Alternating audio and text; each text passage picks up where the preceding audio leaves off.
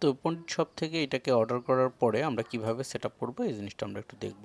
তো দেখার জন্য আমরা চলে যাচ্ছি সর্বপ্রথম আমাদের ফরেক্স টিকেএমসিতে। তো ফরেক্স টিকেএমসি এই ফাইলটা আমরা ডাউনলোড করলে পাবো।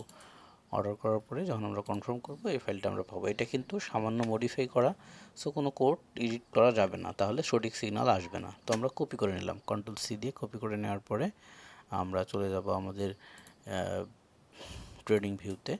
তো ট্রেডিং ভিউতে আসার পরে আমরা এখানে পাইন এডিটরে ক্লিক করব। পাইন এডিটরে ক্লিক করার পরে আগের যে ভ্যালুগুলো ছিল ওগুলোকে সব ডিলিট করে দিব। ডিলিট করে দেওয়ার পরে কন্ট্রোল ভি দিয়ে পেস্ট করে দেব নতুন কোড, তারপরে অ্যাড টু চার্টে ক্লিক করে দেব। ঠিক আছে, এটা আমাদের চার্টে অ্যাড হয়ে গেছে। এখন আমরা দেখতে পাচ্ছি যে এখানে কি আমাদের কিন্তু একটা সিগন্যাল অলরেডি চলে আসছে। তো আমরা যদি এটাকে নিতে চাই, সাপোজ আমরা একটা ডেমো অ্যাকাউন্টে যদি নিই, তাহলে কি করব, আমরা এখানে সেল ট্রেড নিব। নিয়ে আমি কিন্তু কনফার্ম নিয়ে নিলাম, অর্থাৎ তাড়াহুড়ো করে সেল ট্রেডটা নিয়ে নিলাম। এইবার আমি টেক প্রফিট সেট করব। টেক প্রফিট সেট করার জন্য আমাদের টেক প্রফিট নিতে বলছে 2635.916। তো আমরা টেক প্রফিট সেট করে নিচ্ছি 2635.916। ক্লিয়ার?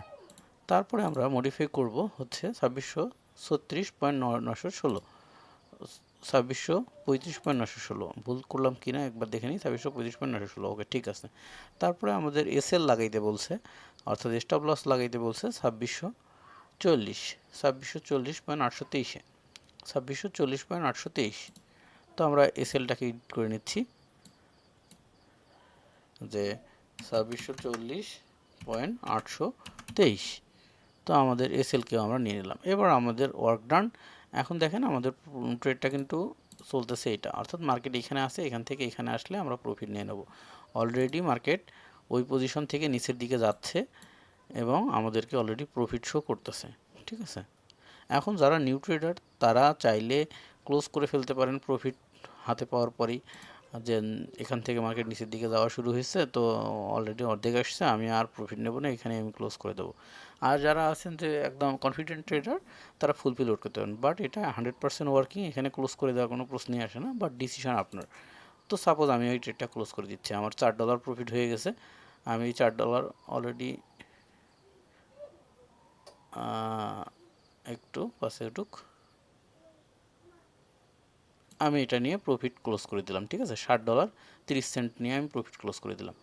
এখন মার্কেট আবার এখান থেকে নিচে যাক বা যাই করুক না করুক, আমার অলরেডি $60 প্রফিট হয়ে গেছে। এই তো সহজ হিসাব।